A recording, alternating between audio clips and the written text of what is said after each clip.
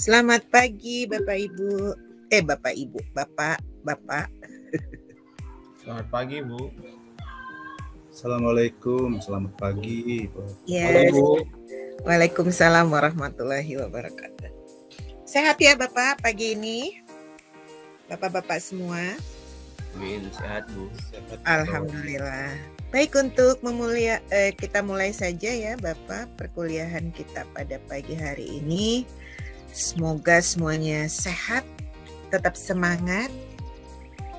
Pagi ini saya akan awali dengan kita ini dulu Bapak. Polling dulu Bapak ya. Sudah terlihat di layar Bapak semuanya? Siap, udah, Bu. Oke, mangga Bapak silakan bergabung ke menti.com, kemudian gunakan kode 68516961. Sebentar, saya mau buka di HP dulu biar supaya kalau ada yang masuk. Ya, jadi menurut Bapak, ini terkait dengan pembangunan berkelanjutan, materi pokok bahasan kita akan membahas mengenai sustainable development. Jadi pembangunan di Indonesia itu dianggap masih mengabaikan, masih dalam arti tidak semua ya, tapi mungkin pada beberapa bagian. Nah, itu bisa nanti kita eksplor lebih dalam dari beberapa hasil kajian-kajian yang memotret gitu ya bagi perkembangan atau mengeksplor. Nah, ini pembangunan berkelanjutan sebenarnya hadir sebagai paradigma yang diharapkan dapat memberikan solusi atas dampak negatif yang timbul dari pembangunan. Nah, menurut Bapak semua yang hadir pada perkuliahan pagi hari ini, upaya apa saja yang dapat dilakukan di dalam pelaksanaan pembangunan berwawasan lingkungan di Indonesia dalam rangka tadi ya, agar sustainable development, jadi pembangunannya berkelanjutan, baik intra maupun intergeneration ya.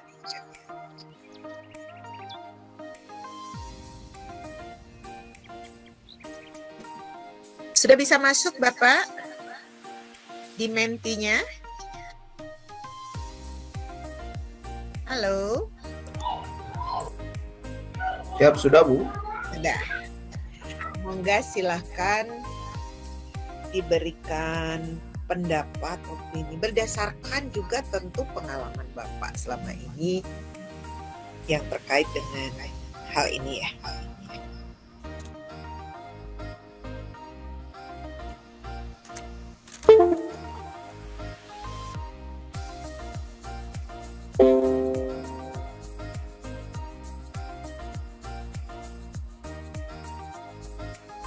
Bagaimana Bapak? Siap Ibu. Sudah dijawab apa belum? Sudah, tapi saya belum Baru baca. gabung sebentar. Oh gitu ya.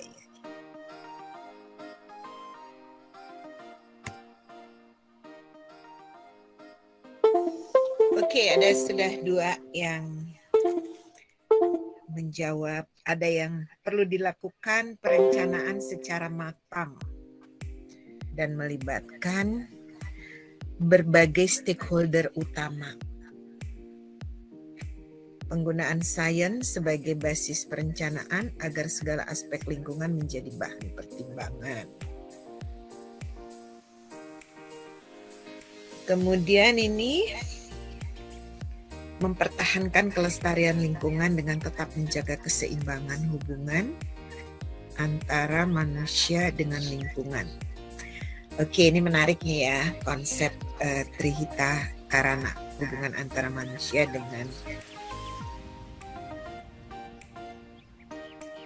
hubungan antara manusia dengan sang pencipta, manusia dengan manusia, dan manusia dengan lingkungan.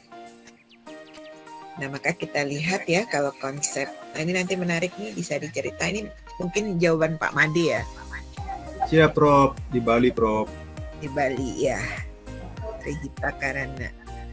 Maka kita lihat kalau misalnya persembahyangan itu pura itu selalu ditaruh di paling atas ya. apa ya? Trihita Karana itu apa aja, Pak? Istilahnya di Bali itu. Izin Prof, izin teman-teman berbagi informasi khusus untuk konsep Trihita Karana ya Prof ya.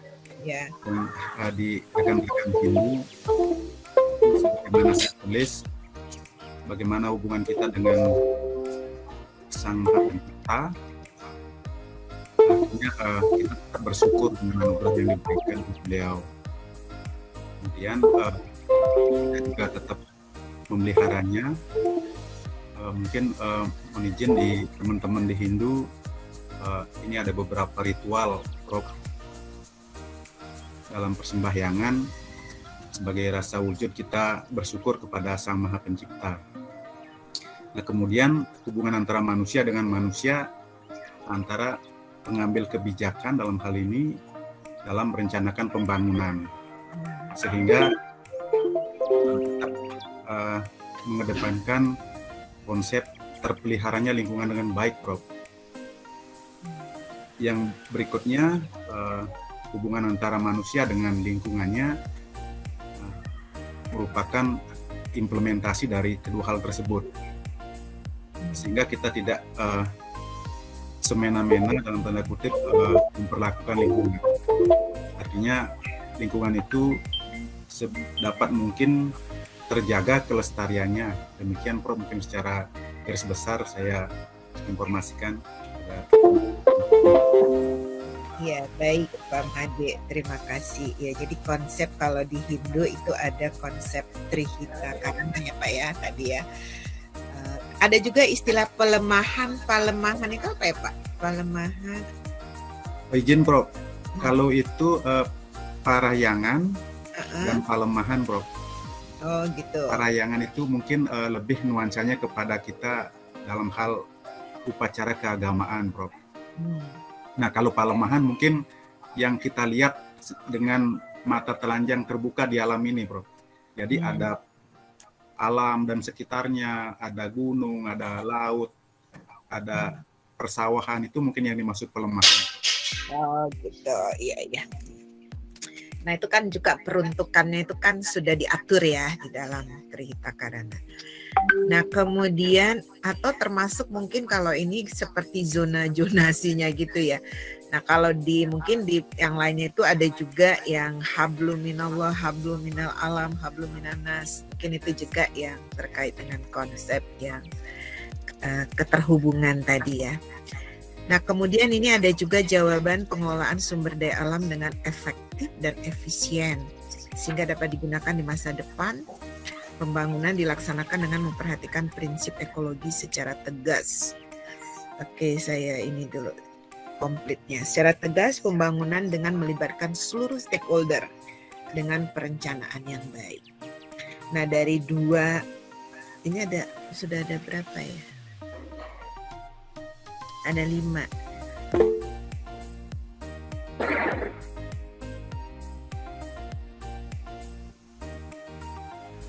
Kemudian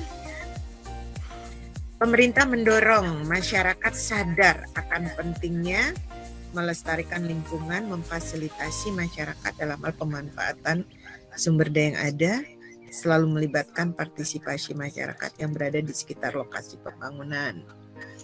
Kemudian ada konsep pembangunan berkelanjutan menempatkan keseimbangan pembangunan antara faktor ekonomi, sosial, dan lingkungan. Secara konsep dan aturan sudah bagus, namun masih lemah di dalam implementasi ya. Jadi di law enforcement ya. Oke, baik ini kaitannya dengan stakeholder ya. Ada beberapa model helix ya yang terkait ini. Ada mungkin Bapak pernah mendengar mengenai triple helix, quadruple helix, quintuple helix atau pentahelix. Nah, apakah stakeholder ya, ini kan perlu dilakukan perencanaan secara matang dan melibatkan berbagai stakeholder utama.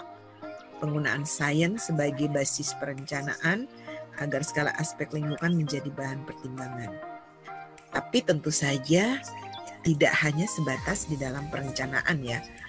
Karena dalam kenyataannya itu diimplementasinya ya di dalam pelaksanaan pembangunannya juga banyak. Kadang-kadang perencanaannya sudah ini, tapi kemudian perencanaan yang dibuat, kalau dulu kadang-kadang sebatas masuk laci misalnya, apakah itu benar-benar diwujudkan gitu ya, diimplementasikan betul-betul secara konsisten dan komitmen di dalam pelaksanaannya.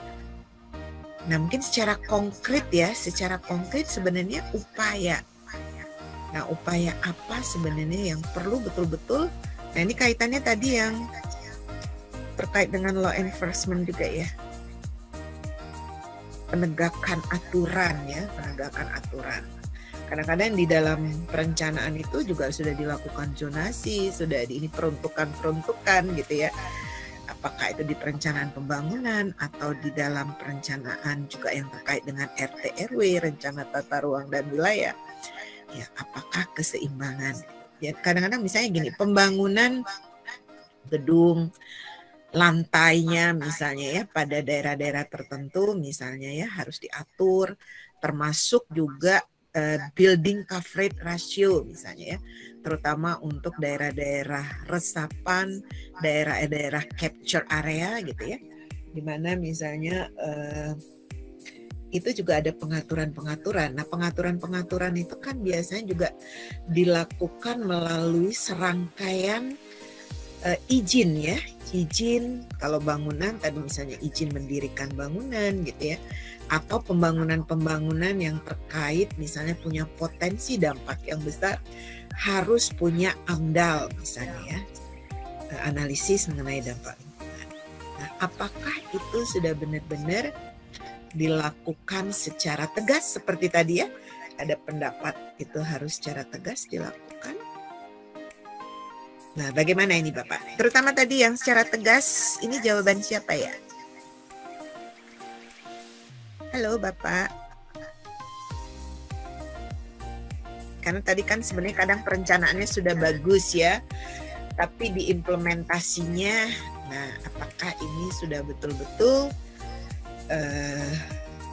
terwujud seperti apa yang betul-betul diatur gitu ya di dalam, karena sebenarnya di perencanaan pembangunan itu kan diatur melalui biasanya menjadi perda gitu ya, atau menjadi peraturan-peraturan lain gitu ya. Mangga Bapak tadi yang ada berpendapat strategi kira-kira.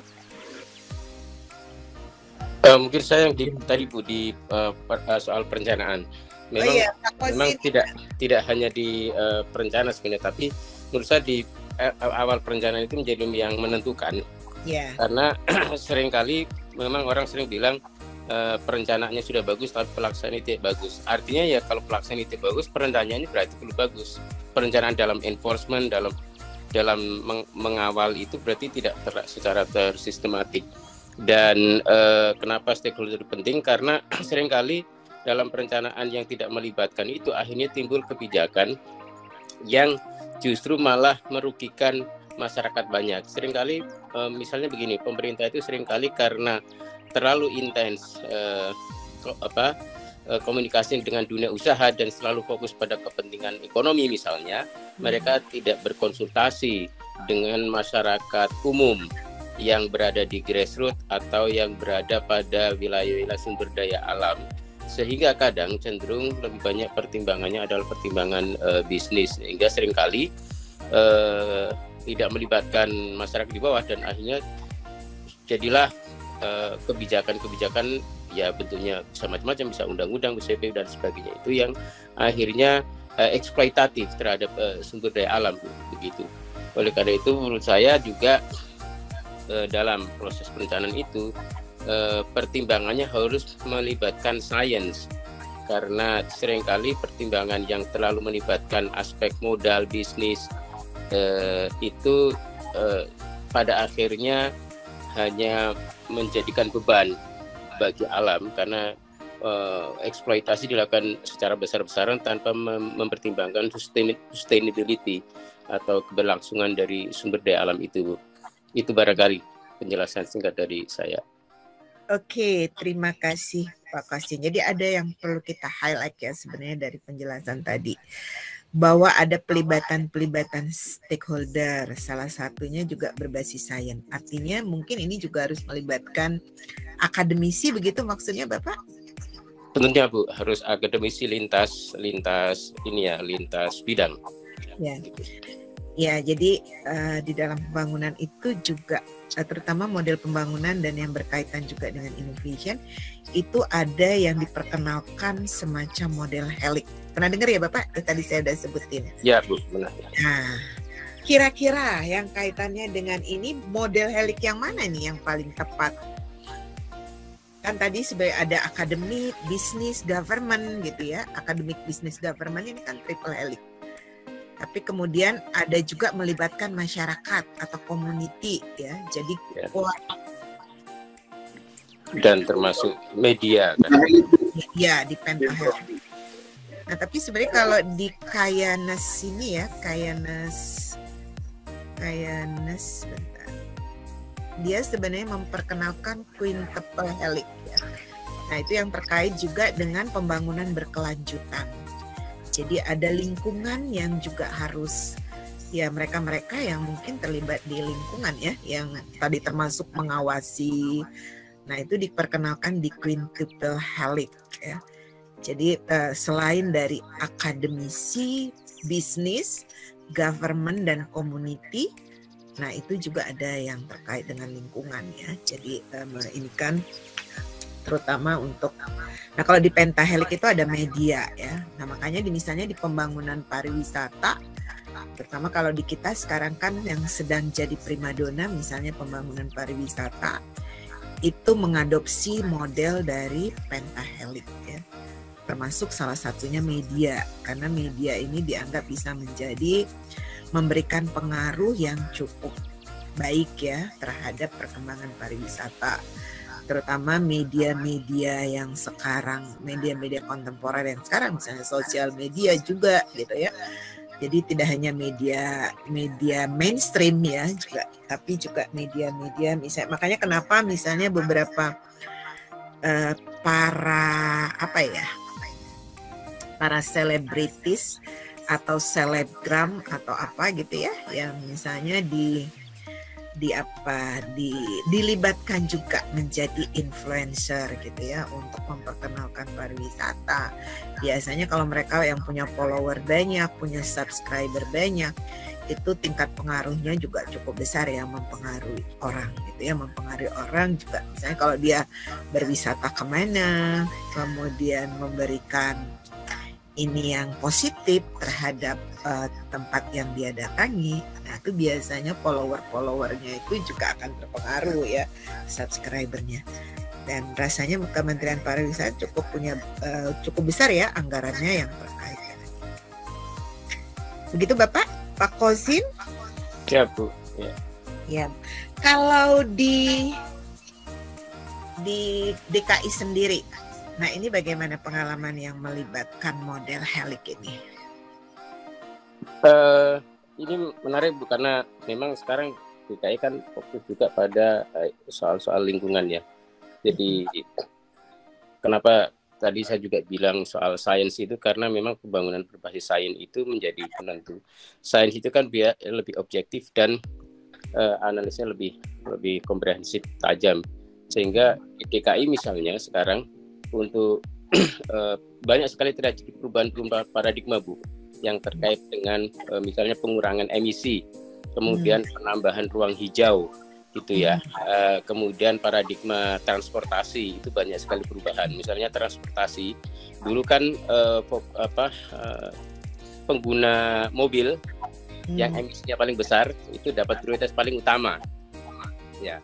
Nah sekarang juga justru dibalik, yang prioritas utama adalah alat transportasi yang tidak mengeluarkan emisi, yaitu pejalan kaki. Kemudian sepeda, ya, motor dikasih kesetaraan dengan mobil, gitu ya. Dan mobil sekarang menjadi paling tidak prioritas karena ya tadi menyebabkan kemacetan, emisinya besar, gitu. Dan pengguna mobil pribadi sekarang diarahkan kepada menggunakan fasilitas transportasi umum, sehingga transportasi umum itu sangat diperbaiki dengan konsep Jaklingko, Jadi bukan hanya sekedar pada moda fasilitasnya, tetapi juga pada sistemnya. Jadi integrasi sistem, Bu, sistem transportasi. Dulu kan orang misalnya mau naik ini, naik dan sebagainya, itu kan costnya tinggi. Sekarang disatukan dalam durasi 3 jam, itu hanya satu payment, gitu. Itu yang dengan istilah apa Jaklingko itu. Jadi Dan dia kemudian bisa berpindah-pindah itu. pindah-pindah itu Ya. dengan biaya yang sama, dengan satu single payment, dengan biaya satu kartu gitu, Bu, ya. Itu sangat membuat orang terstimulasi untuk pindah moda yang tadinya naik mobil pribadi. Saya sendiri sekarang tidak pernah naik mobil lagi ke kantor. Ini pengalaman pribadi juga. Belum lagi Ya. macetnya ya Pak. Karena pertimbangan praktis saja, dengan naik transportasi umum itu sangat murah dan lebih cepat. Ya. Bisa 30 menit lebih cepat daripada kalau naik kendaraan pribadi. Ini itu contoh. Nah ini Kayak semacam link-link kayak feeder atau ya kan misalnya dari rumah kemudian ada transportasi itu sudah terintegrasi ya. Iya, kalau misalnya Metro Mini itu apa yang dulu Metro Mini apa sih yang Microlight ya, Microlight itu juga sudah tersambung untuk Jakartanya, ya sudah tersambung. Jadi dia bisa satu pembayaran yang nambung ke Transjakarta gitu. Ya, ya. Gitu. Nah itu contoh, sehingga ini mengurangi emisi dan dampak pada lingkungannya, termasuk bukan hanya lingkungan, termasuk pada psikologi masyarakat Jakarta. Jadi karena orang kembali berinteraksi. Kalau dalam mobil pribadi kan orang tidak berinteraksi. Yeah. Jadi dengan keramahan di transportasi umum, orang dulu orang naik Kopaja, Bu, itu turun itu dengan kayak kesal gitu ya. Ya kan? Sekarang rata-rata bilang terima kasih gitu. Dan Kopaja sekarang di Jakarta hilang, Bu. Kopaja dihilang, tidak ada lagi karena sudah diganti dengan terintegrasi yang dimanage oleh Transjakarta. Ya, itu contoh. Dan secara humanis juga interaksi kita sebut dengan ruang ketiga itu, di mana ruang pertama itu adalah ketika di dalam rumah, ruang kedua itu adalah ketika di dalam kantor, dan ruang ketiga adalah ketika perjalanan dari rumah ke kantor atau dari kantor ke rumah. Itu yang dulu tidak dipikirkan.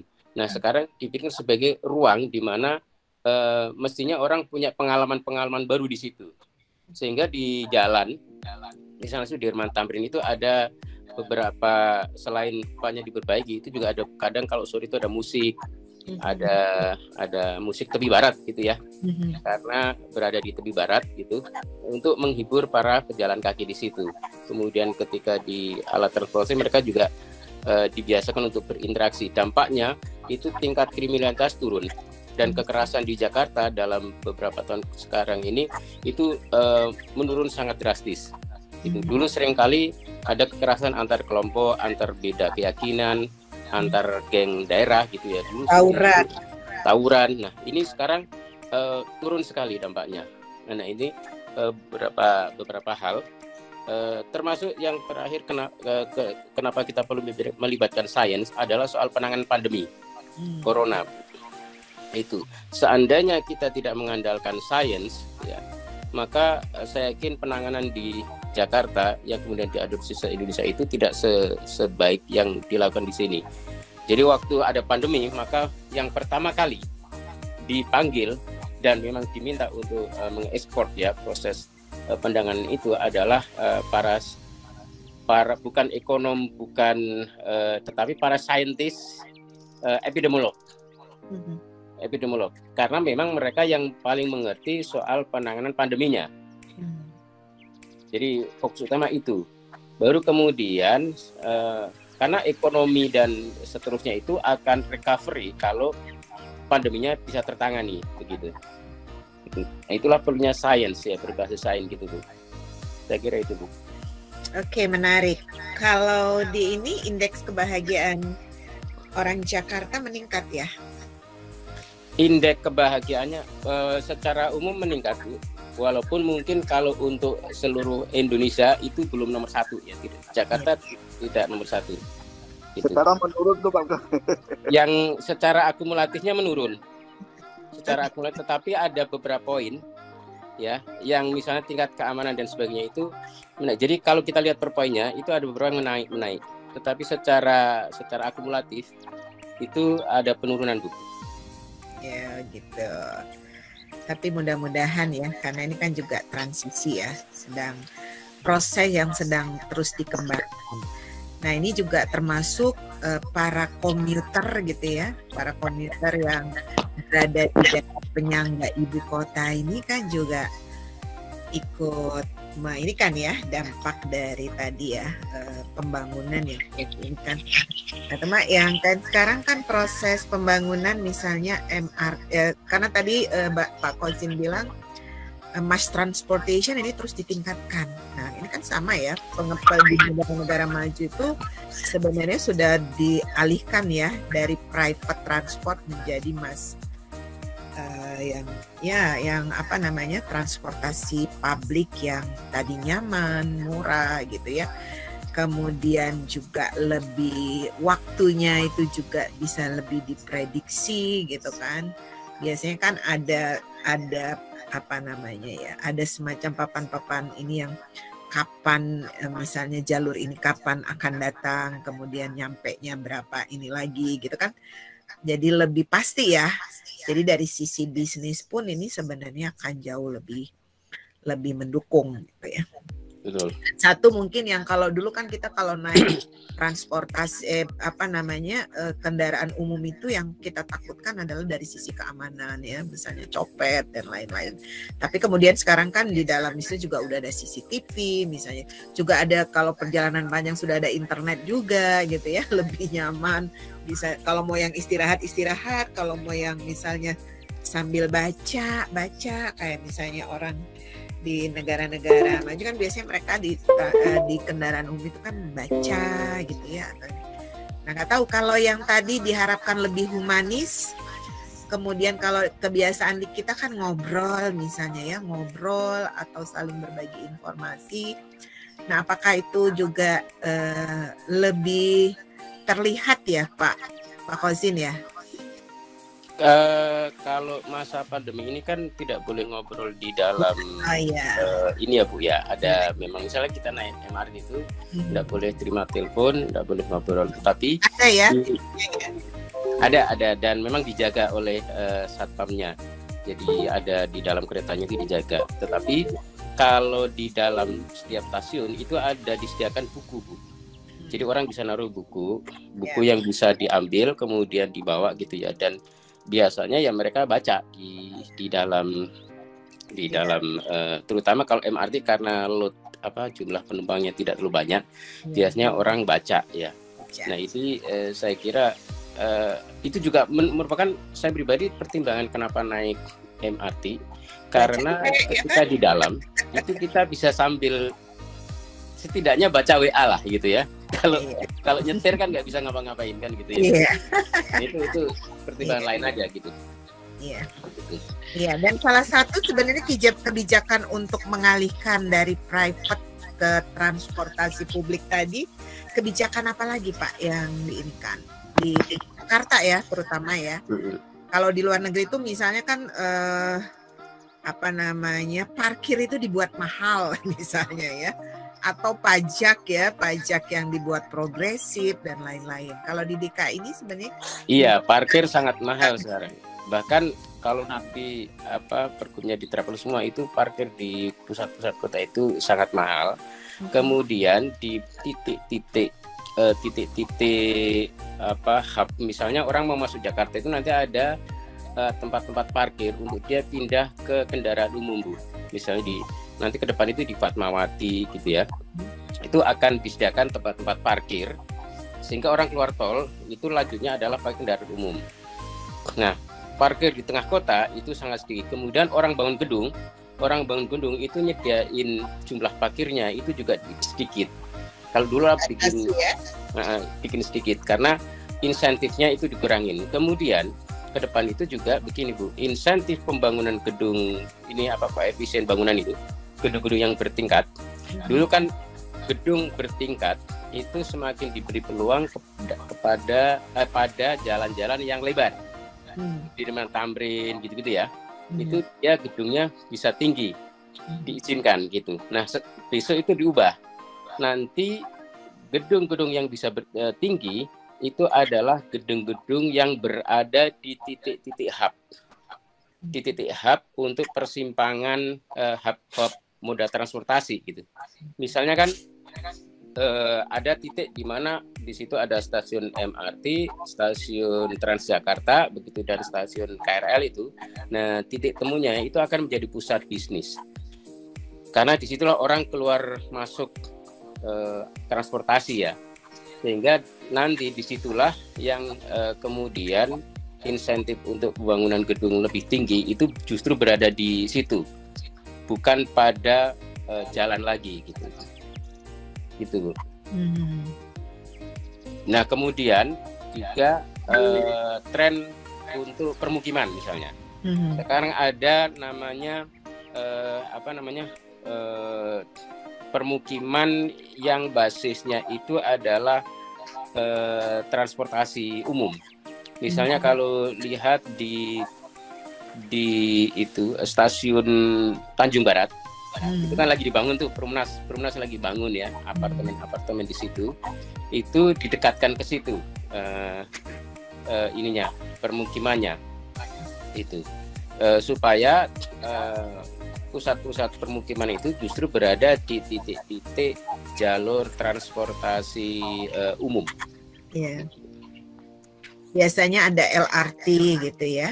Iya. Ada LRT yang untuk LRT, MRT dan KRL ya sekarang. Ya, ke pemukiman. Kalau di luar tuh biasanya LRT itu yang sampai ke pemukiman, sampai ke desa-desa gitu ya. Yang kan lebih kecil ya. Kalau LRT kan biasanya hanya satu ini aja gitu kan, lebih sedikit penumpangnya. Tapi dia lebih mobile gitu. Ya mudah-mudahan Jakarta bisa lebih bagus sekalipun nanti misalnya ibu kota dipindahkan. Karena biasanya ibu kota itu kan pusat pemerintahan itu kan sepi ya. Kalau sekarang kan Jakarta itu luar biasa. Kalau kita lihat Malaysia aja sepi banget kan, Putrajaya itu ya, karena Australia juga ya. Ya Canberra misalnya. Jadi yang benar-benar sepi gitu kan. Mudah-mudahan ya walaupun Jakarta ini kan sudah berkembang sebagai kota jasa, perdagangan dan lain-lain. Sebenarnya kalau peredaran duit di Jakarta itu berapa persen sih peredaran duit dibandingkan dari seluruh Indonesia gitu ya? Jakarta itu berapa persen? Ada 70% ya? Mungkin Bu, bisa 70%. 67% Bu. OTT kepala daerah. Berapa persen Pak Bagi? 67% peredaran dari struktur APBD di Indonesia. Jadi 67% berada di Jakarta. Nah, itu dia gitu kan. Luar biasa Jakarta ini, complicated dan ininya gitu ya. Tapi ya sekarang ini kalau dilihat dari infrastruktur tuh ya artinya kita cukup bangga lah ya. Kita nggak usah keluar negeri, kita pun nggak keluar negeri, di sini sudah ada MRT. Kalau dulu kan ngebayanginnya kapan ya Jakarta bisa seperti ini kalau misalnya kita sedang bepergian kemana-kemana, sistem transportasinya yang sudah sangat baik gitu ya. Jadi kita backpackeran pun misalnya itu ya murah, bisa ini gitu ya, bisa sampai blusuk-blusuk gitu ya dengan hanya tap-tap ini aja. Tapi dari penjelasan Pak Kosin tadi ya mudah-mudahan Jakarta akan semakin baik dan baik lagi ke depannya. Mudah-mudahan ya Pak, silakan Pak jika ada mau menambahkan. Ya silakan Pak. Prof, ini ingin menceritakan tentang perencanaan dan tata ruang. Ya silakan Pak. Sebelumnya saya di Dirjen Bina Pembangunan Daerah Kemendagri, kemudian ada 10 tahun di daerah, kemudian baru ke Kementerian Dalam Negeri dulu. Ya. Silakan. Sedikit ingin saya tentang penataan ruang. Mungkin secara global saya ingin membedakan bahwa kalau Indonesia tata ruang dulu berlaku 5 tahun, kemudian 25 tahun. Sementara kalau kita bandingkan dengan negara tetangga, itu penataan ruangnya itu berlaku 100 tahun. Jadi kalau Malaysia membuat tata ruang tahun 57, 100 tahun berlaku, kalau kita 25 tahun. Sebelumnya adalah 5 tahun. Izin Prof, nanti mohon pembicaraan, saya ingin melihat di mana problem tata ruang kita. Ini Bapak lagi di mana nih Pak? Saya kebetulan tempat acara pernikahan keluarga, tapi saya keluar, Bu. Pantesan background berbeda. Backgroundnya beda. Ini memang sengaja baru di Menara BNI. Oh iya. Luar biasa nih, hari Sabtu lagi kondangan bisa tetap kuliah. Iya. Ya, silakan Bapak, mangga. Ya. Jadi dokumen induk perencanaan ini, Bu, kalau secara umum global itu ada dia selain dari RPJMN, pola dasar dulu, kemudian ke RPJMN, kemudian ke RKPD, RKP, kemudian baru ke penjabaran negara. Kemudian kalau di lokal itu ada RPJPD, RPJMD, kemudian RKPD yang pertahunan. Kemudian ada dokumen teknis, Bu. Dokumen teknis yang pertama RT/RW, Rencana Tata Ruang. Rencana Tata Ruang kalau dulu berlaku 25 tahun, sekarang dulu 5 tahun, sekarang 25 tahun. RT/RW ini dijabarkan ke dalam rencana detail, RDTR. Kemudian RDTR ini dijabarkan lagi ke dalam RDTRK, rencana teknis. Sudah dalam bentuk pembangunan. Nah, sebenarnya di dalam RPJMN, baik itu DKI maupun Kalimantan Barat, mungkin dan Kalimantan Timur, yang kebetulan nanti akan pindah ibu kota, Bu, itu sudah mencanangkan bahwa kawasan terbuka hijau berapa, kawasan lindung berapa, itu persentasenya sudah ada, Bu, di RPJM. Kemudian ketika di RT/RW ini sudah lebih include lagi, Bu, bahwa sudah ada zonasi. Nah, setelah dibahas jadi perda, ini sudah melibatkan semua, Bu. Pada saat disusun awal, universitas terlibat, masyarakat terlibat, kemudian akademisi, LSM, pemangku kepentingan pada saat penyusunan itu sudah ada, Bu. Nah, setelah dijabarkan ke dalam RDTR, ke dalam RT/RWK, ke dalam EDTR dan rencana teknis, itu baru dilaksanakan di izin-izin tuh yang ada di bawahnya. Nah, sebenarnya di dalam kalau menetapkan kepada undang-undang dan perda itu sudah ada aturan-aturan. Hanya nih kembali nih, Bu, nanti mohon pencerahan pemikiran kita bersama. Di mana kadang-kadang ada terjadi konversi lahan, alih fungsi. Inilah komitmen daripada pimpinan. Ini yang membedakan kita dengan luar. Kenapa kadang-kadang di sini tidak boleh bangun bandara, tidak boleh bangun ini kawasan terbuka hijau, tidak boleh bangun bangunan. Karena ada komitmen dari pemerintah, dan pemerintah di Indonesia, ini mohon izin, Bu, ya, harus saya sampaikan ini. Karena kalau kita membandingkan keluar, tiap 5 tahun ada direview untuk kepentingan ekonomi tanpa mempertimbangkan lingkungan. Kalaupun dipertimbangkan kecil. Sebagai contoh, Bu, ini mohon maaf ya, saya contoh DKI. DKI dulu ketika Gubernur Ahok itu kepingin ruang terbuka hijau itu 20%. Artinya kawasan-kawasan yang ini harus bisa dipertahankan. 30, Pak.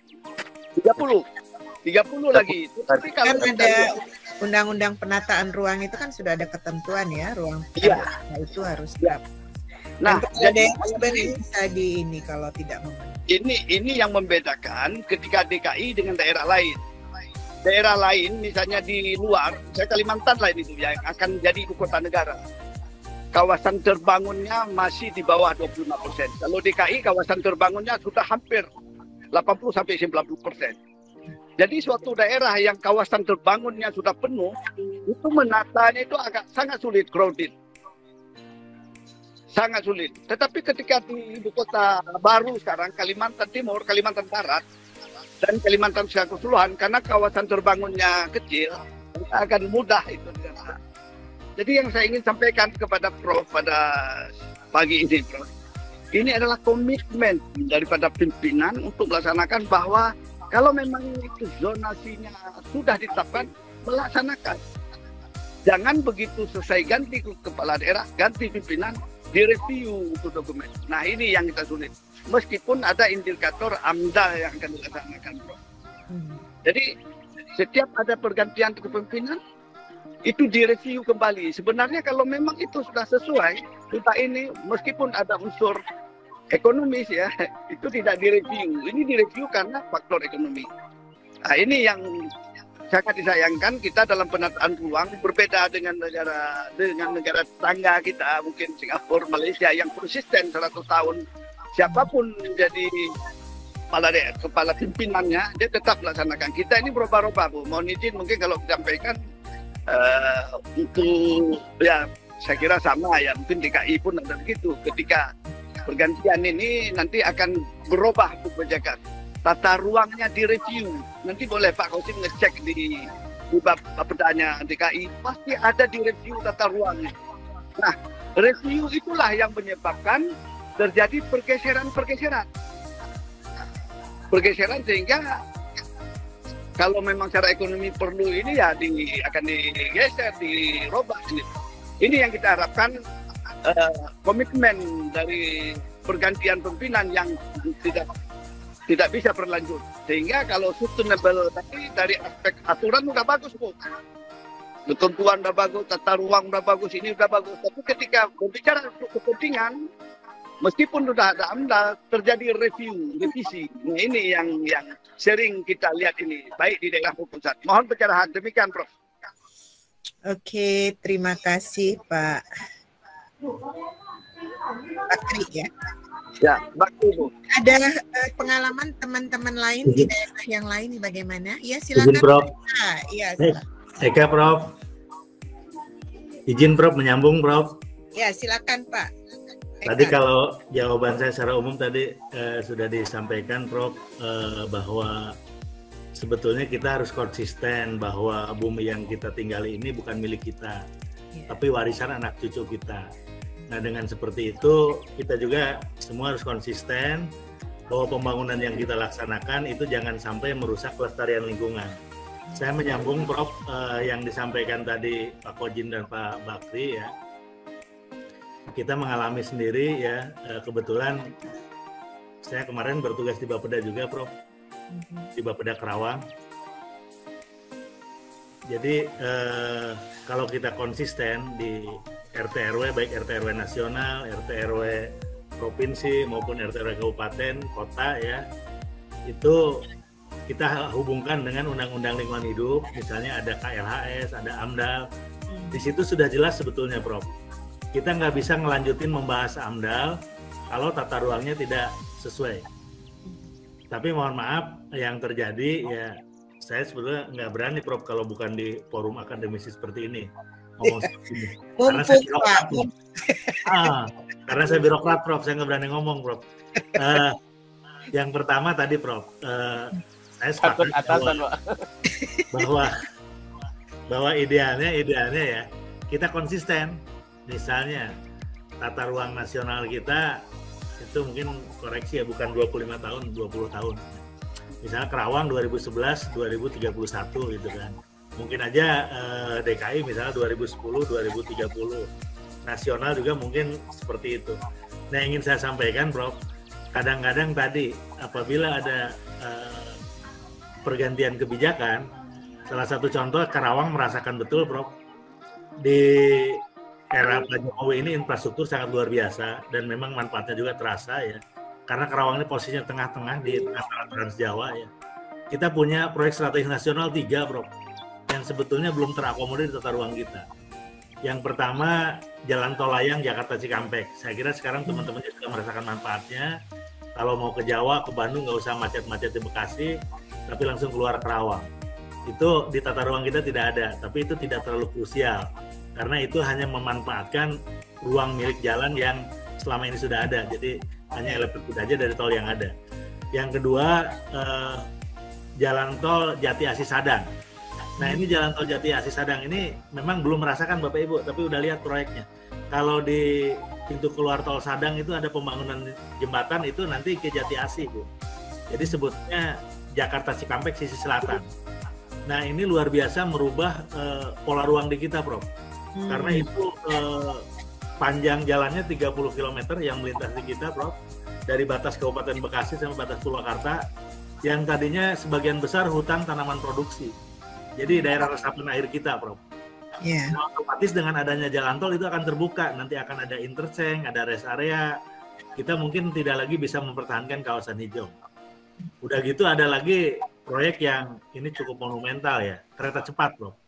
Kereta cepat juga sama itu, melintas Kerawangnya panjang hampir 30 km dengan daerah milik jalannya untuk inspeksi kereta api dan jalur trasenya itu sampai dengan 40 meter juga. Jadi 40 meter kali 30 km.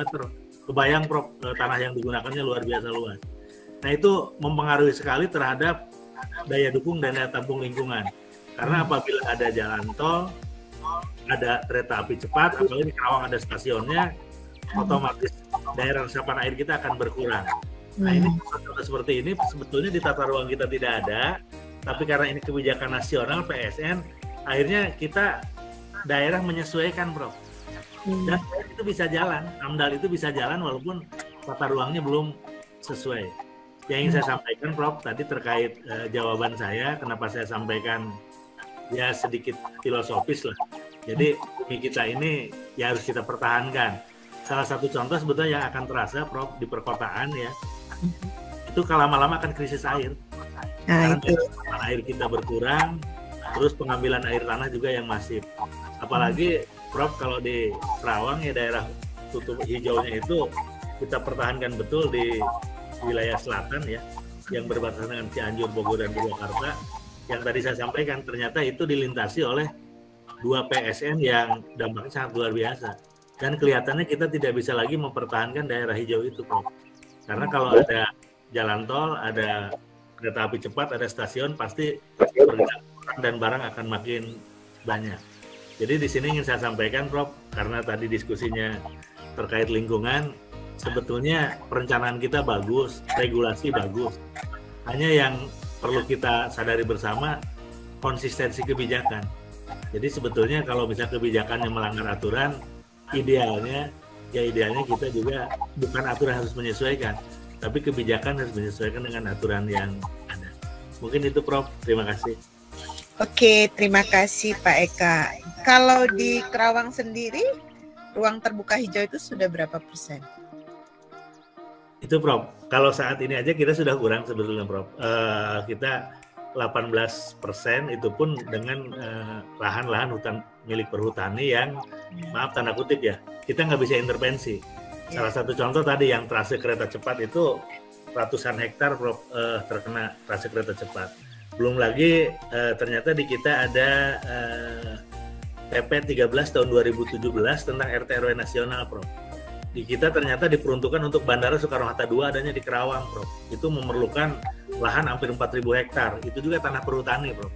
Dan di RT/RW nasional itu udah ada, yang otomatis kita RT/RW Kerawang, RT/RW Jawa Barat itu harus mengakomodir itu. Jadi sebagai gambaran saja, kenapa akan berat daerah-daerah yang penyangga ibu kota itu Prof, pembangunannya masif luar biasa, tapi tidak didukung oleh insentif gitu. Harusnya mohon maaf ya, mungkin reboisasi kita harus lebih bagus, penanganan abrasi harus lebih bagus, yang sifatnya dari pemerintah pusat yang nggak mungkin pakai APBD kabupaten. Ya. Jadi itu akan makin berkurang, Prof. Terima kasih, Pak. Ya, mudah-mudahan ada solusi, Pak. Berikutnya dipikirkan juga hanya pembangunan, tapi tadi ya, karena itu kan sebenarnya ada undang-undang juga yang mengatur kan, undang-undang tentang penataan ruang terkait dengan berapa persen, 30% tadi ya, ruang terbuka hijau. Nah, 20% di daerah-daerah misalnya ya termasuk di lingkup pemukiman gitu ya, semakin diinikan lagi. Oke, baik, ada lagi dari teman-teman lain dari daerah lain di luar Jawa terutama nih, baik. Kalau luar Jawa itu sepertinya hutan itu, tapi walaupun juga semakin ini ya, deforestasi itu semakin masif juga terjadi. Daerah Kalimantan ada nggak ya teman kita yang dari daerah Kalimantan atau dari daerah-daerah lain yang terutama atau yang calon ibu kota baru? Kalau Pak Fahmi dari mana, Pak? Izin Bu, dari Kerawang Bu, bersama Pak Eka. Sama dengan Pak Eka. Jadi kasusnya pasti sudah sama. Nah, sambil nunggu yang lain barangkali ini nanggap yang soal air tadi Bu. Kerawang lama-kelamaan akan mirip Jakarta akan berkembangnya gitu ya, karena menjadi industri juga di Karawang ini. Iya, dan ya kalau malah Jakarta sekarang kan menjadi jasa, industrinya ada di Karawang kan gitu ya. Tapi menurut saya tracknya akan mirip, terutama soal air, Pak. Jadi memang perlu ada antisipasi dari sekarang. Jakarta kan sudah agak terlambat ya dalam hal antisipasi. Nah, mungkin bisa sharing, Pak, ini. Jadi gini, di Jakarta ini harusnya kalau soal kebijakan 30% ruang terbuka hijau lagi dikejar dengan membuat misalnya konversi lahan menjadi taman maju bersama itu ya. Tetapi ada satu hal lain yang juga perlu diantisipasi adalah pengambilan air tanah, Pak. Jadi pengambilan air tanah itu Jakarta agak terlambat karena dulu tidak ada regulasi yang tegas. Jadi terutama gedung-gedung tinggi itu dulu kan diperbolehkan langsung nyedot dari tanah. Nah, ini akan berpengaruh terhadap penurunan muka tanah. Jadi makanya sekarang tahun per tahun ini, tahun lalu ya, dibuat pergub untuk tidak boleh lagi mengambil air tanah. Jadi harus ada pipanisasi lah untuk air ya, begitu. Karena kalau ini nggak segera diatur, maka terutama yang bangunan-bangunan tinggi besar itu dia akan sangat boros sekali mengambil air tanah, Pak. Dan itu dampaknya adalah penurunan muka tanah yang ya bisa dampak berikutnya adalah penurunan muka air dan kemudian penurunan muka tanah begitu ya. Gitu. Jadi itu harus benar-benar diantisipasi dari sekarang. Yang kedua adalah soal enforcement audit gitu. Jadi biasanya terutama bangunan-bangunan besar itu nakal gitu. Jadi harus ada enforcement untuk audit soal air mereka begitu. Itu harus ada penegasan dari awal gitu. Saya kira itu, Pak. Terima kasih. Nah, pengambilan untuk izin sendiri ya, pengambilan air tanah ini diaturnya di provinsi atau kabupaten kota ya? Di provinsi, Bu. Di provinsi ya. Nah, tapi kalau di Karawang itu kan banyak industri juga. Nah, sepertinya itu juga menjadi ini ya, Pak Eka ya? Iya, kalau Karawang saya kira kota ya, maksudnya level. Kalau air bawah tanah itu provinsi, Prof. Sama Jawa Barat. Ya. Hanya ini, Prof, sekalian diskusi ya, kebetulan kan di forum ini banyak teman-teman instansi pusat, dari DKI. Saya ingin menyampaikan, Prof, tadi ya, untuk Karawang misalnya tidak terjadi seperti Jakarta. Yang pertama, pemerintah pusat programnya bagus, Prof. Kita punya yang namanya Proyek Strategis Nasional Spam Jatiluhur, Prof. Itu kapasitasnya 350 liter kubik per detik, Prof. Luar biasa itu. Itu cukup untuk tadi yang Mas Kojin katakan untuk bangunan-bangunan tinggi.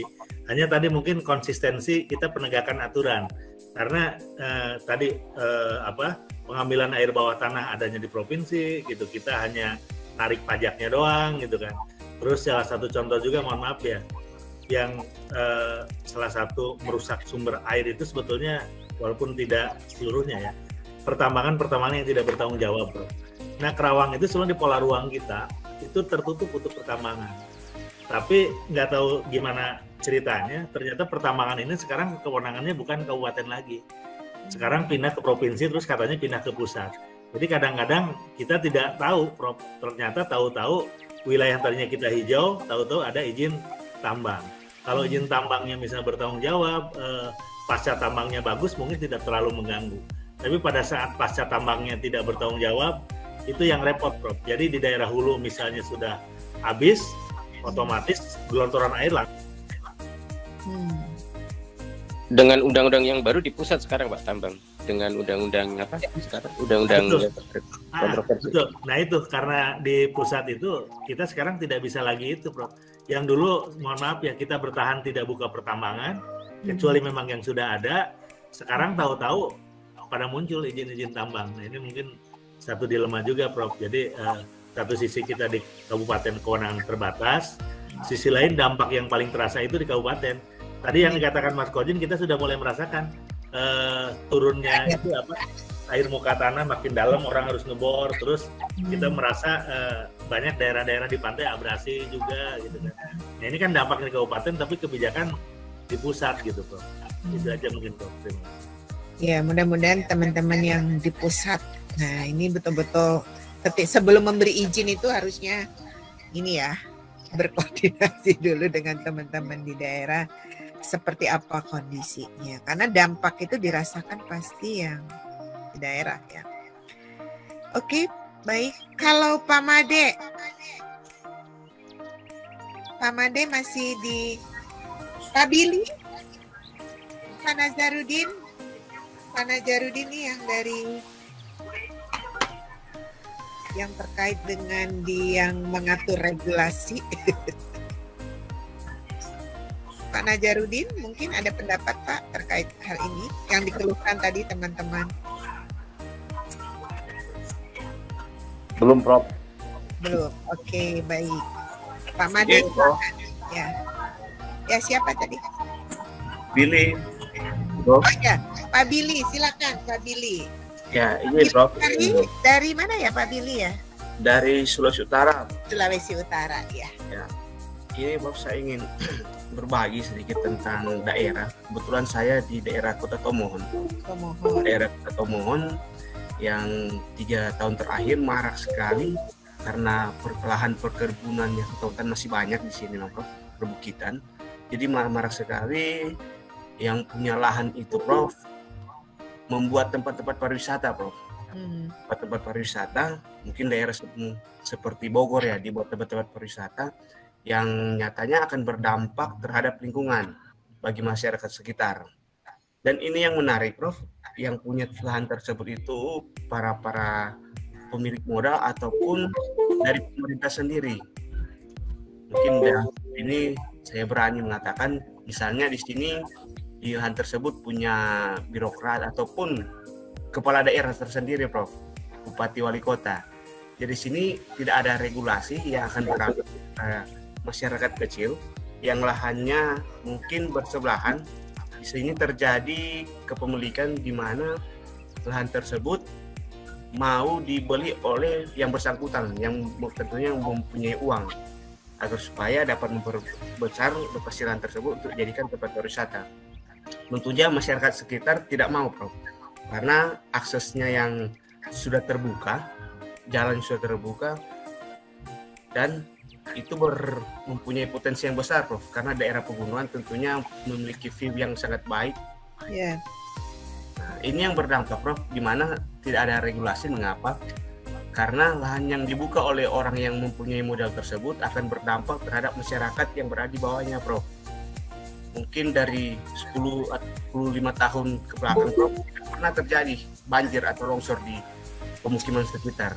Iya, waktu itu pernah ya, Prof, ketika dibuat tempat pariwisata ini dari dulu tidak pernah terjadi banjir, ini 1 tahun 2 tahun kemudian sudah ada terjadi banjir. Ini yang mengakibatkannya, Prof, masyarakat mengeluh. Tapi, Prof, apa daya, Prof, mau mengeluh yang punya lahan tersebut itu dikembangkan sendiri oleh oknum-oknum yang ada di pemerintahan. Jadi masyarakat kecil bingung harus bagaimana, mengeluh ke siapa. Itu, Prof, contoh kasus yang ada di Kota Tomohon, Prof. Ya, ini persoalan klasik sebenarnya ya Pak ya. Sebenarnya kan tadi kalau dikaitkan dengan zonasi, mungkin juga di dalam RT RW dan lain-lain itu sudah diatur misalnya ya. Dan ini juga kan nanti terkait dengan izin seperti tadi. Apakah perizinan itu sudah betul-betul misalnya ya merujuk dari ya aturan-aturan yang terkait termasuk tadi yang terkait dengan RT RW tadi. Nah, ini teman-teman terutama yang benar-benar berkecimpung ya di perizinan misalnya. Ini kan betul-betul jangan mungkin karena ada pihak-pihak tertentu yang memang memiliki, nah itu diberi ini. Jadi itu juga bisa menjadi dilematis. Nah kemudian untuk proyek-proyek besar misalnya, nah itu kan apakah AMDAL-nya sudah ada misalnya ya? Harusnya kalau tidak ada AMDAL misalnya kan izin juga tidak boleh diberikan misalnya.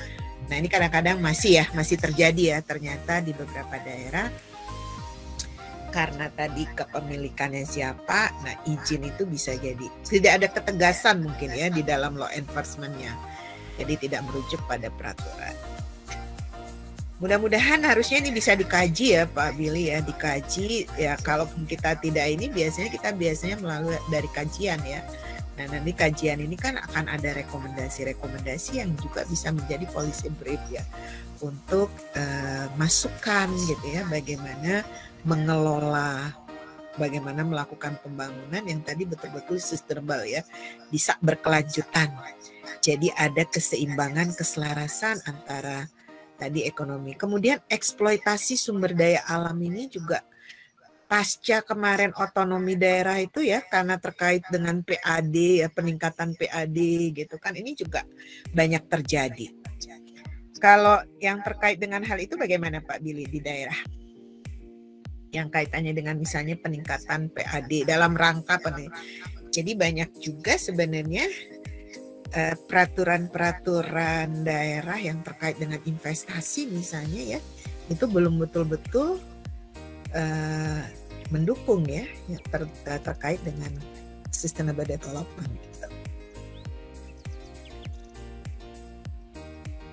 Ada pendapat lain terkait hal ini Bapak? Terutama dari teman-teman di daerah. Pak Made, kalau Bali bagaimana yang sudah punya konsep Trihita Karana, apakah masih terjadi?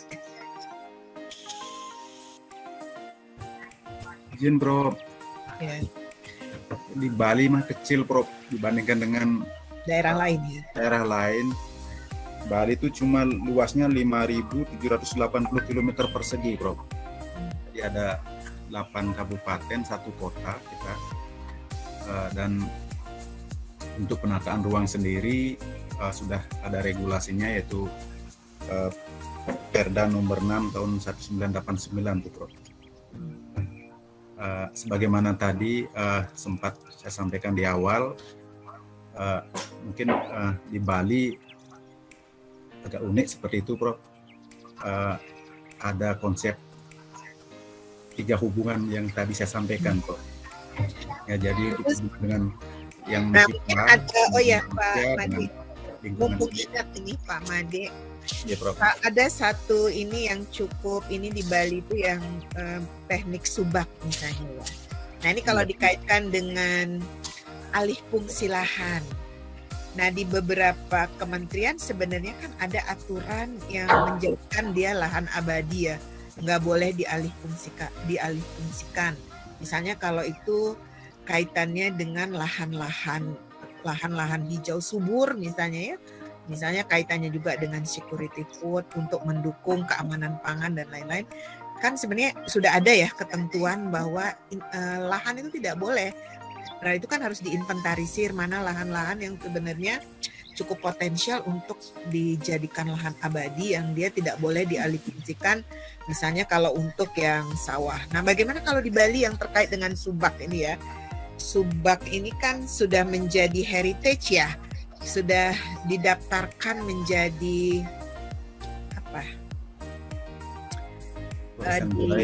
Warisan budaya. Nah, apakah alih fungsi lahan? Mengingat juga pariwisata itu kan membutuhkan juga tadi ya fasilitas yang juga itu pariwisata. Ya, nah, apa tidak terjadi alih fungsi lahan yang dikaitkan dengan itu? Izin Prof, izin teman-teman sebagai informasi. Pembangunan memang terus berlanjut dari waktu ke waktu, dan secara nyata kita lihat sendiri banyak perubahannya, Prof. Sehingga seperti Prof sampaikan tadi, contohnya di Subak ya, Prof ya. Subak sebagai organisasi yang ada di pertanian di Bali, itu pun tidak terlepas dari pengaruh yang saat ini sedang kita alami, Prof. Sehingga lahan-lahan yang dulunya mungkin sangat luas sekarang sudah semakin berkurang, apalagi yang di perkotaan, Prof. Kalau di pedesaan mungkin masih bisa agak ketat, sedangkan yang di perkotaan sangat nyata sekarang perubahannya, Prof. Ada pengurangan lahan tersebut. Nah kemudian untuk antisipasi hal itu memang ada kerjasama dengan, mohon izin, kalau kita di Bali ada adatnya itu, Prof ya. Jadi ada organisasi desa adat dari tingkat provinsi, kabupaten, kecamatan maupun desa. Nah ini mungkin kita bisa kerjasama dari dinas, ya, dari pemerintah kedinasan untuk istilahnya memperketat adanya pengurahan lahan tersebut. Contohnya mungkin kalau di daerah saya sendiri, satu desa adat itu diharapkan tidak mengadakan penjualan lahan ke warga yang bukan anggota adat sendiri. Nah itu sehingga diharapkan lahan yang ada itu tetap kondisinya, kalaupun itu berubah kepemilikan, paling-paling ya sekitar anggota yang ada di organisasi adat itu. Sedangkan kondisi yang lainnya di kota itu yang agak susah, Bro. Susah karena tetap kencengnya pariwisata, pembangunan, karena Bali sangat mengandalkan dari pariwisata itu sendiri. Ini biasanya agak susah dikendalikan, sehingga mau tidak mau dari waktu ke waktu terus berkurang itu, Bro. Berkurang luas areal persawahan, dan sekarang sangat jarang sekali kita bisa temukan namanya di rekan-rekan di Kabupaten Badung, di Kota Madia yang bisa memiliki sawah seperti zaman-zaman saya masih kecil itu, Bro. Ya, terutama di Bali Selatan ya. Bali Selatan yang perkembangan pariwisatanya. Ya, yang di daerah Badung maupun Kutai itu, Bro. Kalau yang Bali ke timur, Bali masih agak ini, Bro, masih agak bertahan demikian. Iya. Saya beberapa kali itu penelitian yang terkait dengan otonomi daerah di Bali ya, dengan Prof. Sadu. Ya termasuk di Bali Utara, terutama Bali Selatan ini ya, yang perkembangannya sangat intens sekali yang terkait dengan pariwisata. Nah itu agak mengkhawatirkan juga sebenarnya, walaupun sebenarnya konsep-konsep bahwa destinasi di Bali itu juga lebih ke alam misalnya ya, ke alam. Tapi mau tidak mau pendukung lainnya ini kan juga terus ikut berkembang ya untuk mendukung hal itu. Mudah-mudahan ya bisa semakin selaras lagi pembangunan Bali. Karena sekarang juga pariwisata menciptakan Bali-Bali baru ini juga udah mulai banyak kan di daerah. Yang kekal mungkin perubahan ya, Prof. Ya. Terus berubah. Ya betul. Ya. Terima kasih Pak Made. Izin, Prof. Terima kasih, Prof. Ya, Pak Tony, ada yang mau disampaikan, Pak Tony? Baik, Prof. Jadi saya hanya coba menyampaikan sedikit saja, Prof. Karena saya di Jakarta tadi sebenarnya sudah diungkapkan. Oh, di Jakarta. Ya. Cuma hanya mencoba berkomentar secara umum saja, Prof. Bahwa ini sebenarnya terkait dengan wawasan pembangunan berwawasan lingkungan kan sebenarnya sudah menunjukkan satu kecerahan. Artinya polisi kebijakan pemerintah sudah nampak ya, Prof ya. Kemarin semuanya pasti sudah dengar ya. Paling tidak ada sekitar 2000 izin yang namanya Minerba dicabut oleh Presiden Jokowi, itu kan luar biasa itu. Karena selama era pemerintahan kapanpun belum pernah bisa dilakukan gitu ya. Itu menunjukkan satu eksistensi penuh betul bahwa konsep pembangunan berwawasan lingkungan dengan salah satu indikatornya adalah reforma agraria itu nampak betul gitu ya, Prof ya. Sehingga memang kita berharap betul bahwa proses perizinan yang memang sudah tidak dilaksanakan secara benar karena lebih banyak menguntungkan pada korporasi-korporasi dibanding rakyat kecil gitu ya, itu memang diwujudkan betul. Sehingga nanti memang PR besar pemerintah adalah kembali pada proses untuk pendistribusian sebenarnya, Prof. Jadi tanah-tanah yang memang sudah dilakukan satu pencabutan izinnya, yang paling tidak kalau di sektor kehutanan itu saya mencatatnya hampir paling tidak sekitar 3 juta hektar lebih itu, Prof, yang nanti akan masuk ke dalam istilahnya TORA gitu ya, tanah objek reforma agraria, yang nantinya akan didistribusikan kepada petani gitu ya, yang tidak punya tanah dan segala macamnya. Ya, ini menunjukkan satu komitmen besar bagi pemerintah sebenarnya, sehingga memang law enforcement dijalankan betul.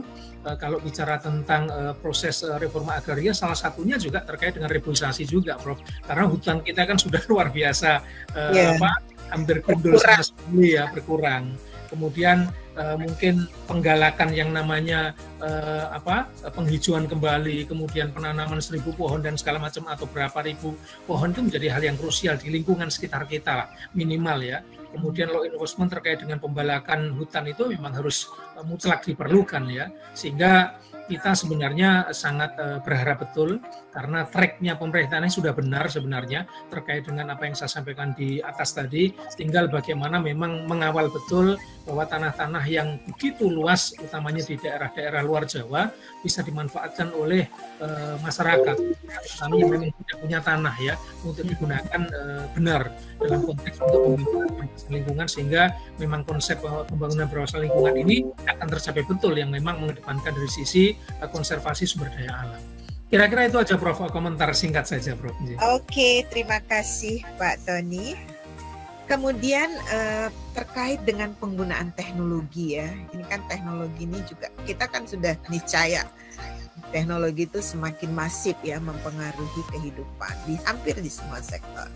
Nah, menggunakan teknologi yang ramah pada lingkungan ya. Dalam semua aspek termasuk tadi transportasi juga sudah disebutkan. Misalnya transportasi itu dialihkanlah ke listrik misalnya ya. Atau dialihkan ya yang pokoknya yang emisi buangnya itu rendah misalnya.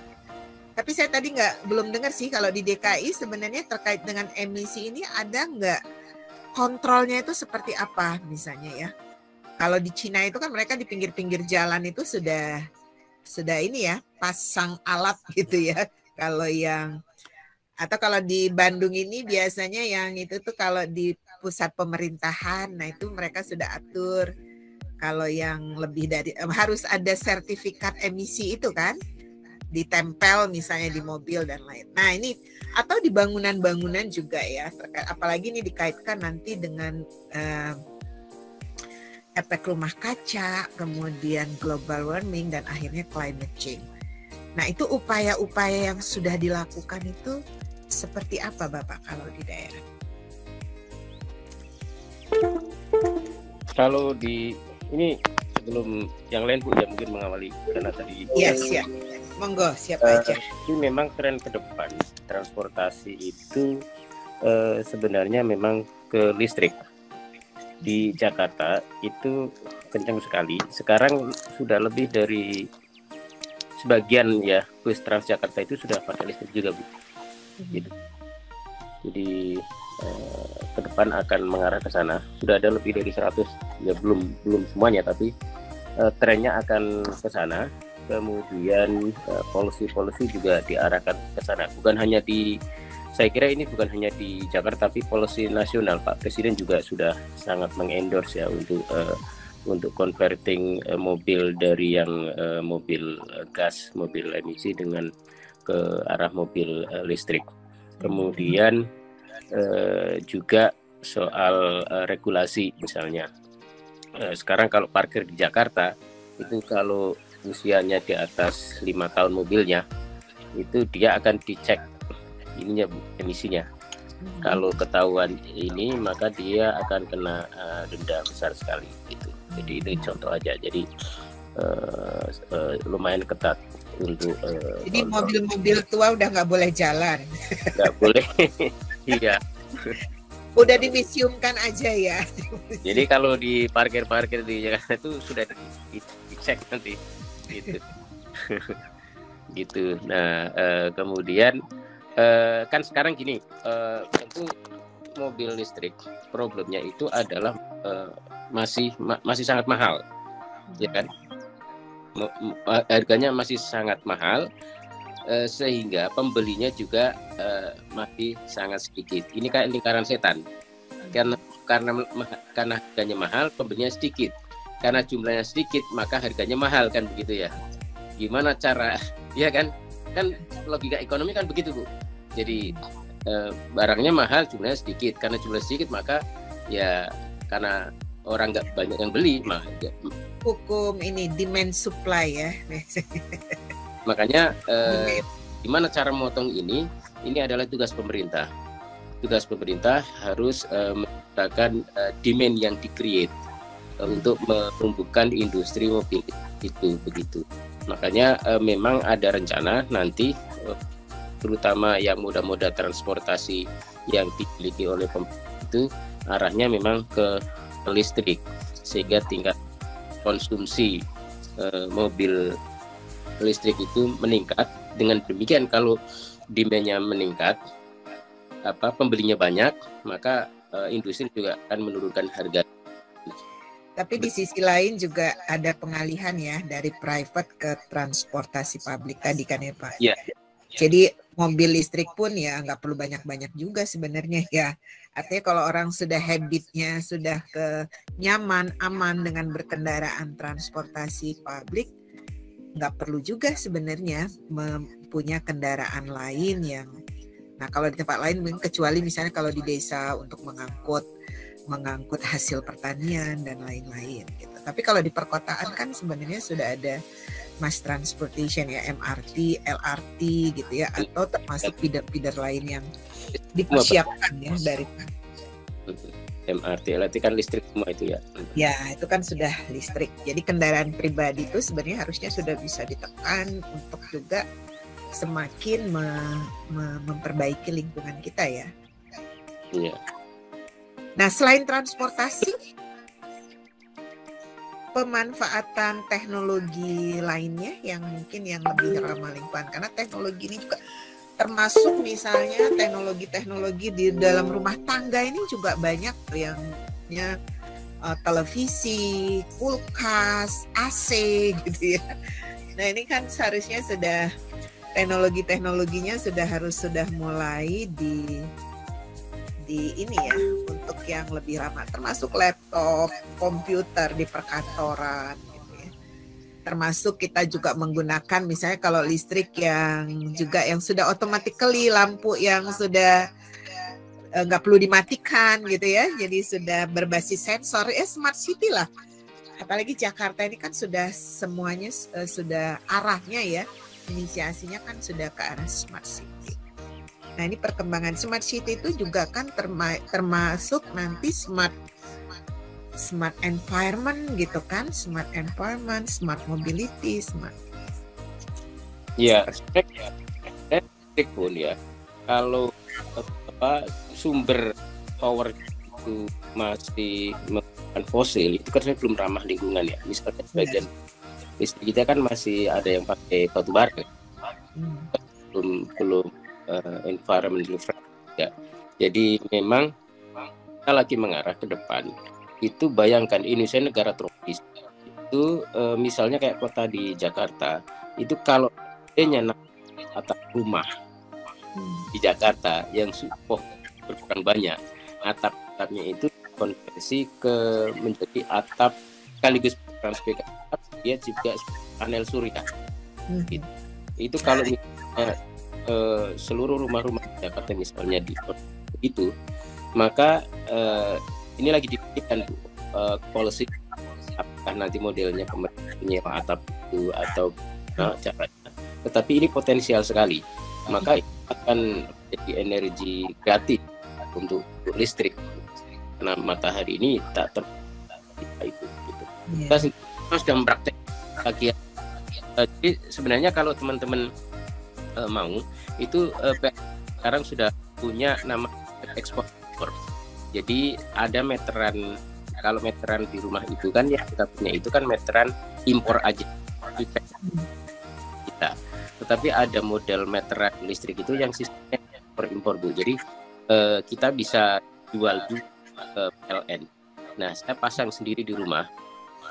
Jadi saya pasang panel surya di atap saya dengan kapasitas 2.300. Nah listrik kan sekitar 3.000-an di rumah, sehingga hampir separuh kapasitas saya itu sebenarnya disuplai oleh tenaga surya. Tapi saya tidak menggunakan baterai karena saya beli yang namanya ekspor impor. Jadi rumah kami itu menjual listrik ke PLN. Nah baru kalau malam PLN jual ke kita. Nah itu adalah selisih konversi dari kami itu yang kami bayar, sehingga relatif bayar dari tagihan kali 3.500 itu kami hanya bayar separuhnya karena Nah itu kalau diperlakukan rumah tangga misalnya itu udah luar biasa sangat ramah lingkungan. Iya, itu perlu sosialisasi yang ini juga ya Pak ya, biar supaya listrik Jawa Bali yang kadang-kadang krisis. Tapi ini sekarang oversupply ya, PLN itu lagi oversupply ya. Kan biasanya kadang-kadang pada ini tertentu kan Jawa Bali itu krisis juga gitu ya. Oke, baik. Bagaimana dengan yang lain Bapak? Pak Nasrullah tadi kayaknya mau kasih pendapat. Pak Hotrun. Terkait dengan teknologi ini, kita lagi bahas teknologi yang betul-betul ramah pada lingkungan dan itu sudah sejauh mana ya, sudah sejauh mana diterapkan di lingkungan kita, baik ya, termasuk regulasi ya, yang atau insentif yang terkait dengan itu. Silakan Pak. Mungkin pengalaman sama ini ya, atau yang perkembangannya lah ya, progresnya. Karena tadi kalau kalau di transportasi mobil listrik, kemudian pemanfaatan panel-panel surya untuk memanfaatkan energi surya lah, matahari. Kalau di tol tuh kelihatannya untuk lampu sudah memanfaatkan panel surya ya, sudah memanfaatkan matahari, energi matahari. Mangga Bapak. Ya. Ya. Mau diskusi, Prof, mengenai tentang hal yang di daerah. Ya, kebetulan saya di Jambi, Merangin kan. Jambi, Merangin. Jadi kita sudah berbicara mengenai hutan, izin kan gitu. Itu di daerah saya di Kabupaten Merangin itu ada perusahaan sawit yang masuk tahun 2008 sudah memiliki izin IUP. Sekarang sudah diperpanjang izinnya menjadi HGU ya, yang 25 tahun tuh. Nah, sekarang keseriusan dari pihak perusahaan tersebut itu tidak ada sedikit dia untuk memproduksi atau menanam gitu. Keseriusan dia itu atau menanam sawit kan, perjanjian awal itu menanam sawit gitu kan, sampai saat sekarang sudah lebih kurang 11 tahun tidak ada perkembangan gitu. Dia hanya memanfaatkan kayu gitu, pengolahan kayu doang gitu, illegal logging gitu. Waktu 2012 ketika itu saya masih S1 sudah bikin pergerakan dengan masyarakat, aksi gitu kepada pemerintah untuk mencabut izin perusahaan tersebut. Ternyata nggak bisa, kata-katanya izinnya di pusat gitu. Tapi saya tetap menotot yang namanya hak masyarakat kebun masyarakat tolong diserahkan kepada masyarakat. Kelihatannya ini perusahaan ini tidak serius dalam memproduksi kebun, menanam gitu, hanya untuk memanfaatkan kayu aja gitu. Gitu Prof, mohon pandangannya Prof. Terima kasih. Assalamualaikum. Iya.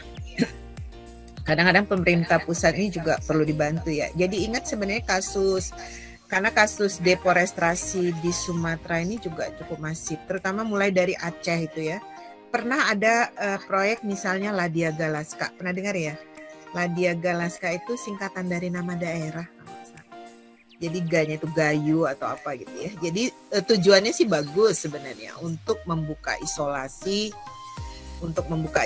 di kawasan tersebut. Tapi sebenarnya kalau sudah hutan mulai dibuka, nah ini kan banyak ikutan-ikutannya ya. Jadi banyak cenderung ininya banyak lah untuk yang mendegradasi hutan. Jadi termasuk tadi illegal logging, karena sudah mulai ada pembangunan jalan terutama ya terkait Ladiaga Laska. Tapi kemudian akhirnya proyek itu kan dibatalkan ya.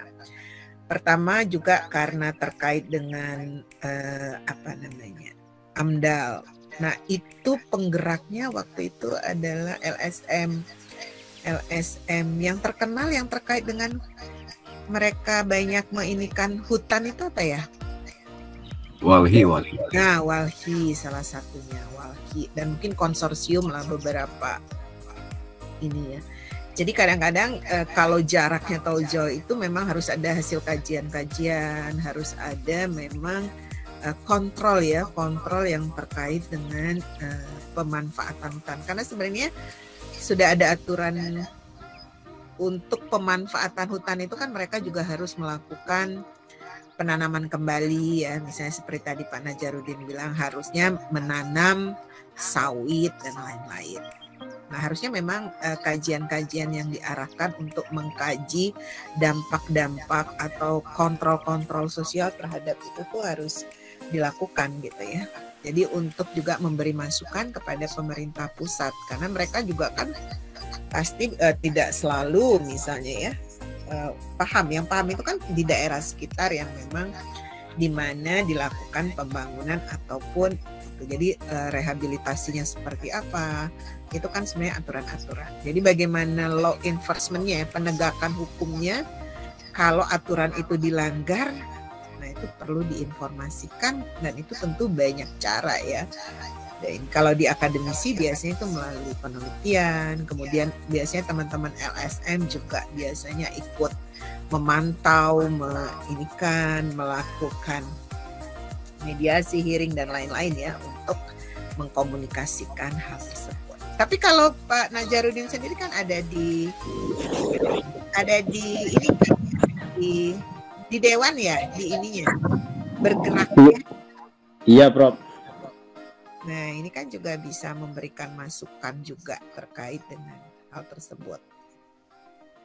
Terutama kalau maka itu tadi yang melibatkan stakeholder, apakah itu di ABG, akademik, bisnis, government, community gitu ya, media ini juga menjadi ini juga gitu ya, karena mereka juga ikut memberitakan, misalnya ikut melaporkan dan ikut menginikan, itu juga bisa memberikan pengaruh juga di dalam. Nah biasanya di social network analysis itu media bahkan kadang-kadang tweet-tweet yang ada di itu bisa dianalisis juga ya gitu ya untuk menginikan di dalam pengambilan kebijakan.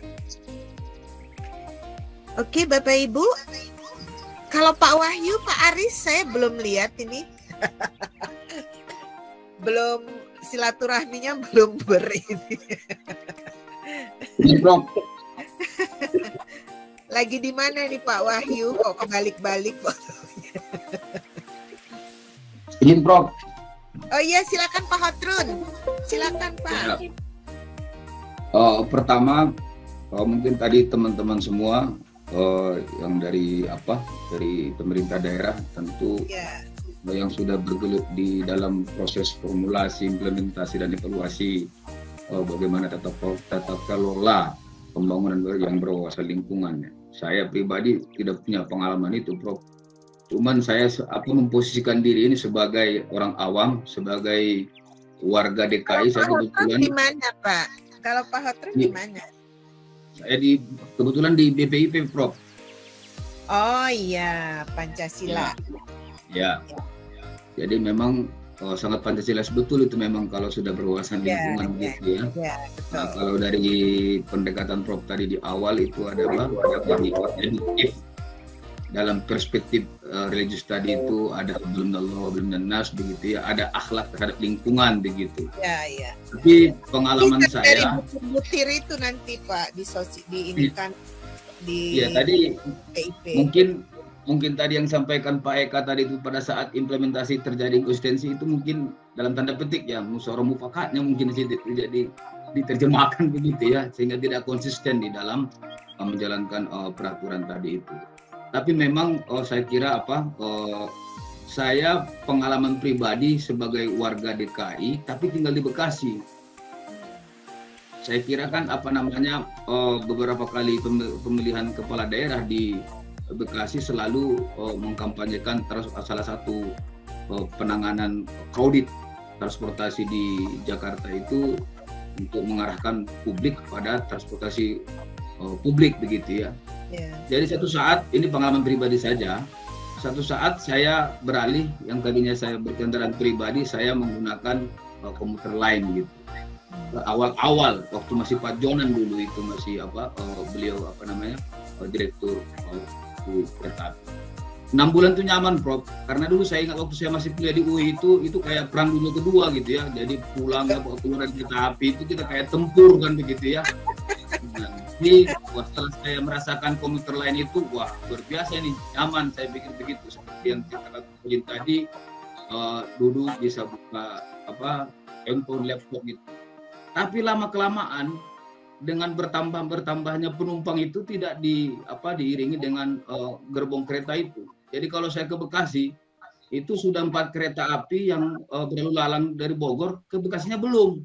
Ujungnya saya nunggu itu sudah 1 jam juga di situ, di stasiun itu gitu. Nah akhirnya kalau begini ya sama saja. Saya pikir begitu saya naik kendaraan pribadi gitu. Jadi menurut saya ini salah satu pengalaman pribadi inkonsistensi pemerintah itu. Jadi ujung-ujungnya saya lihat dalam analisis saya secara batinnya begitu ya. Ini jangan-jangan negara juga mengejar keuntungan begitu ya, sehingga yang tadinya bisa duduk lama-lama ya kayak saya waktu kuliah itu. Ya kan jarak tumit semuanya jadinya ujung-ujungnya pulangnya begitu. Sikut-sikutannya. Ya. Jadi memang saya kira nah termasuk tadi mungkin ini berupa evaluasi. Apakah betul tadi misalnya dengan dengan penambahan parkir tinggi buat terus ini semua. Jadi kalau itu nanti makanya indeks kebahagiaannya berkurang itu. Orang DKI nggak merasa berbahagia lah begitu ya. Justru merasa dijajah begitu ya. Jadi mungkin ada hal-hal lain tapi saya lihat begini, Prof. Secara keseluruhan pola pembangunan di negara kita, saya kebetulan tiap tahun juga pulang ke kampung. Jadi otonomi daerah itu, kota-kota itu memang begitu masuk kok, karena kota itu kan jalan lintas itu juga macet, Prof. Karena emang semua jalan lintas itu dibuat pasar begitu ya, hampir semua begitu, sehingga kota-kota kecil juga malah seperti kayak Jakarta juga begitu. Nah jadi memang saya kira harus ada perencanaan yang komprehensif ya, tidak hanya sektoral, tapi juga karena nanti kalau misalnya di Jakarta ditangani ini seolah-olah kan melimpahkan kayak misalnya tadi di Jakarta kendaraan mobil tua tidak boleh digunakan, itu kan sama aja dengan struktur cara berpikirnya orang negara-negara maju yang tidak bisa dipakai lagi dibuang ke negara berkembang. Nanti yang teknologi yang sudah tidak memenuhi standar emisi dibuang ke daerah, kan sama saja sebetulnya nanti di beberapa tahun ke depan akan mengalami yang sama daerah-daerah itu. Jadi saya kira memang harusnya penataan itu ada perencanaan yang secara komprehensif begitu. Jadi saya kira persoalan saya sepakat dengan sampaikan semua teman-teman tadi bahwa kita kalau sudah tataran normatif formulasi itu bagus-bagus saja, tapi begitu implementasi, di situ terjadi musyawarah mufakat yang kemudian itu lebih cenderung kepada ekonomi politiknya begitu ya. Saya kira itu komentar saya, Prof. Makasih. Oke, baik, terima kasih Pak Hotrun. Ya, mudah-mudahan semakin baik lagi. Jakarta itu misalnya kota metropolitan, tapi ketika merencanakan tidak hanya Jakarta ya, misalnya ada kan beberapa kerjasama antar daerah. Misalnya kalau Jabodetabek, Jakarta, Bogor, Tangerang, Bekasi, Depok misalnya ya. Nah itu daerah-daerah penyangga itu memang harus di dalam perencanaannya harusnya lebih komprehensif lagi, dan mungkin difasilitasi juga oleh pemerintah pusat gitu, karena dia lintas provinsi, lintas ini. Jadi seperti itu, mudah-mudahan ya Pak ya, kita sedang bertransisi untuk lebih baik lagi, dan bahwa perencanaan itu tidak bisa dilakukan secara parsial, secara terintegrasi. Nah, minggu lalu kita juga sudah bicara misalnya bahkan data dukung pun itu sudah harus terintegrasi, satu data Indonesia misalnya. Sistem informasi perencanaannya juga sudah terintegrasi, terutama tadi kalau yang dari Dijen Bangda. Nah, itu yang misalnya mengelola sistem informasi pembangunan daerah dan lain-lain. Nah, mudah-mudahan ke depan itu semakin baik lagi. Bapak, materi yang terkait dengan perencanaan pembangunan malah nggak sempat di ini, tapi itu ada di sudah saya share di Google Classroom ya Bapak ya. Saya kira pertemuan hari ini cukup sekian ya Bapak. Terima kasih atas partisipasi kehadirannya. Mudah-mudahan tugas yang diberikan juga sudah mulai dikerjakan. Biar supaya siap Bu, sudah dipikirkan, saya belum dikerjakan. Ya, sudah dipikirkan, cuma bingung Prof. Bingung apanya Pak? Iya, bingung terlalu banyak masalah mana yang mau terus penyelesaiannya bingung juga kan begitu ya. Pak Eka dulu, izin nanti juga ada diskusi dengan Pak Eka, Pak Kosim. Ya siap. Baik Bapak, terima kasih Pak Bakri bisa melanjutkan mau menikahkan atau? Kayaknya mau nikah lagi Bro. Mau nikah lagi ya, betul. Nikahin ponakan. Oh, menikahkan ponakan. Iya. Lagi ini ya. Baik Bapak Ibu, silakan melanjutkan aktivitas yang lain. Terima kasih Bro. Atas kehadirannya. Assalamualaikum warahmatullahi wabarakatuh. Terima kasih Bro. Terima kasih Bro. Sampai jumpa lagi ya Bapak. Terima kasih Bro. Assalamualaikum warahmatullahi wabarakatuh. Waalaikumsalam.